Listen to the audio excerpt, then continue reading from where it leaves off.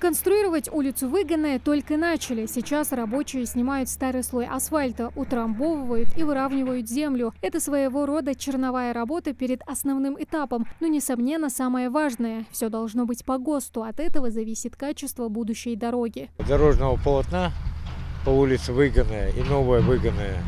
Протяженность полотна 650 метров.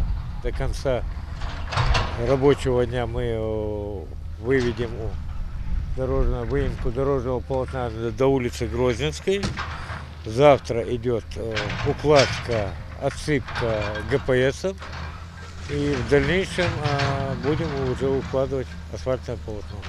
Будет два слоя, это по 50 миллиметров. Улица долгое время была в плачевном состоянии, нуждалась в ремонте, как и примыкающая к ней Краснопартизанская. Ее тоже планируют отремонтировать параллельно с Выгонной. Было асфальтированное дорожное полотно, сейчас затрудняюсь даже сказать, сколько лет назад это было, но оно было настолько неприглядном состоянии.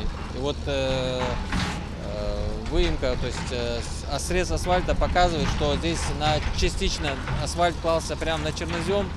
В связи с этим асфальтовое покрытие разрушилось очень быстро. То есть передвигаться уже было практически здесь по большей части невозможно.